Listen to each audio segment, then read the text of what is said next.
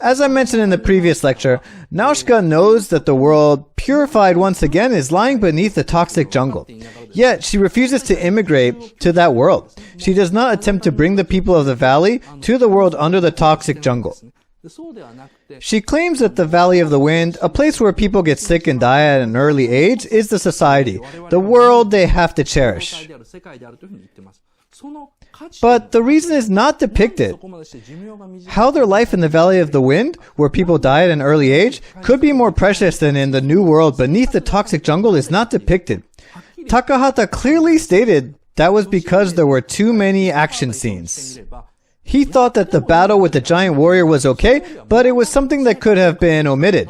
He thought Miyazaki should have depicted the life in the village instead.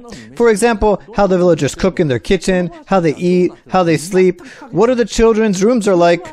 None of these are in the film. Is this how Hayao Miyazaki's film should be? He does have a point in the film. The life in the Valley of the Wind is not depicted at all. And Takahata criticized Miyazaki for not giving enough time to depict everyday life in the village.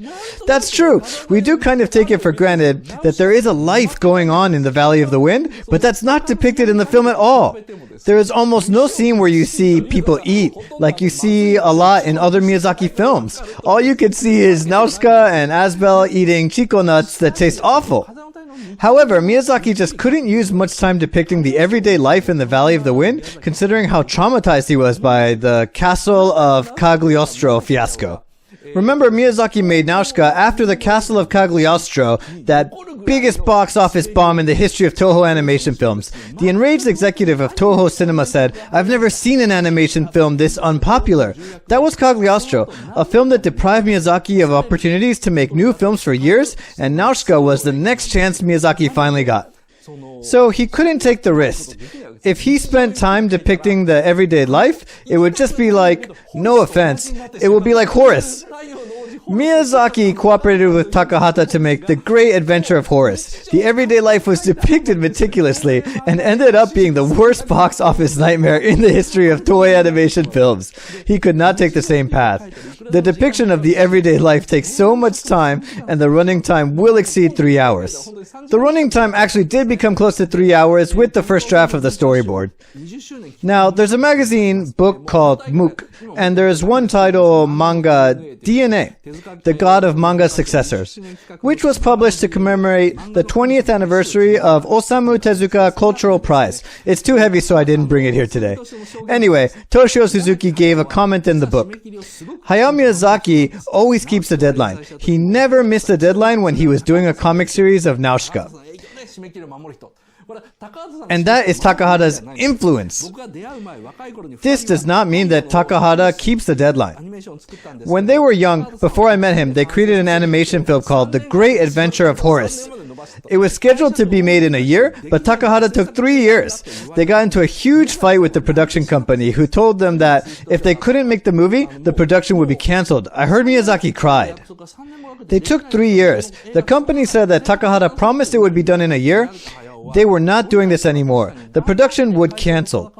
Miyazaki recalled how hard they had to negotiate with the company, and knowing all his effort was not to have the project cancelled. He was completely lost. That made him just burst into tears. Meanwhile, Takahata couldn't understand the feeling of Miyazaki sobbing and simply said that it's almost done. They have to resume the production. He said it like there was nothing wrong. Miyazaki, when hearing that, thought, what is this guy? He is way beyond unbelievable. And so he made a promise to himself that when he got a job with deadline, he would never break it. About this attitude of Takahata, who only cared about the quality of the film and not what others had to go through, Miyazaki clearly thought, I cannot go that far. The guy is inhumane, just scary. So, referring back to Suzuki's comments, to meet the deadline, Miyazaki even now does not hesitate to delete any scene, no matter how significant it may be, once he feels that he is behind the schedule. In the storyboard of Nausicaa, there was a combat scene between the giant warrior and Ohms. Hideaki Anno, who later produced Evangelion and Shin Godzilla, was working as a staff member for Nausicaa. He still says that he really wanted to make the physical combat scene between the giant warrior and Ohms. He still regrets it. That's how frustrating it was for him to give up the scene. This is Miyazaki's policy, regrettably curtailing the story and deleting important scenes just to meet the deadline. It's an emotional decision, not a reasonable one, but such a regrettable decision is impossible for Takahata to make. He took 8 years to make The Tale of the Princess Kaguya without hesitation. If he was told that the production was cancelled because he's lazy, he'd just think, cancelled? Okay, what the hell? So, Takahata saw Nausicaa as a product of compromise. The daily life scene was deleted to meet the deadline, and to put more action scenes to make it catchy for the audience. It was an unnecessary sacrifice that only negatively impacted the quality of the film. That's why the score he gave was 30. When he knew about it, Miyazaki got so furious, he ripped up the guidebook. But Suzuki pointed out that Miyazaki was fully aware of that when he directed Nausicaa. He told Miyazaki, "You compromised. You made a film that could only get 30 out of 100 from Takahata, who created Horus, a huge commercial failure. And your movie was a huge hit. I know you felt happy with the commercial success." And that made Miyazaki cry again. The word, "I know you felt happy with the commercial success," made him cry because it was a message from the producer claiming that Miyazaki was enjoying the glory as a product of compromise, a massive backstabbing message. Miyazaki was like, "Even you, Suzuki?" So he cried. I just love these episodes of Miyazaki. The other one of the factors Takahata couldn't stand was much more serious. The point I just mentioned was a scheduling issue, which was from the producer's point of view, but the other point of Takahata was more concerned with the concept of the film. I mean, Nausicaa. Excuse me, it's already past 45 minutes. I think it will take an hour for the first half again.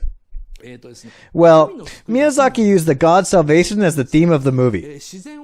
How the humans who destroyed the natural environment should live. Miyazaki resorted to religion as a source of salvation and solution for the humans who destroyed the natural environment.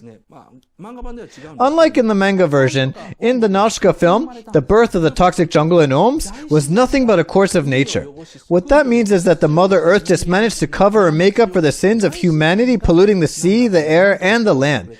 So the birth of the toxic jungle, the birth of Oms, and the resultant regeneration of pure land, they were all a course of nature. This function of Mother Nature can be directly translated as an act of God. A simple adaptation of the concept of Christianity, a monotheism in an animistic world. Simple replacement of nature with God and vice versa. People are stupid, God is great. God gives us salvation. It's exactly the same. People are stupid, nature is great. The Mother Nature gives us salvation. The story is that simple. Sinner, people are simply saved. Like Jesus crucified on behalf of the human race, the toxic jungle sucked up the poison from the land to create clean water. Takahata criticized there was no difference. This kind of thought is totally against the concept Miyazaki and Takahata adopted and practiced from when they were young. Communism and Marxism basically deny the existence of God. Is a scene from a manga by Yuji Aoki. Okay, so let's say your wife got very sick. You need a lot of money for her treatment, an amount of money you can never afford. Oh God, please save my wife. Would praying to God save her? Well, that's... No, it won't. What you need is money and doctor, not God. And then this character writes materialism on the whiteboard and says, so once you assume that there is no God, you can see things clearly. This is materialism, the easiest explanation on materialism in this world. I'm not sure whether his rendition of materialism is 100% correct, but this is the basic concept.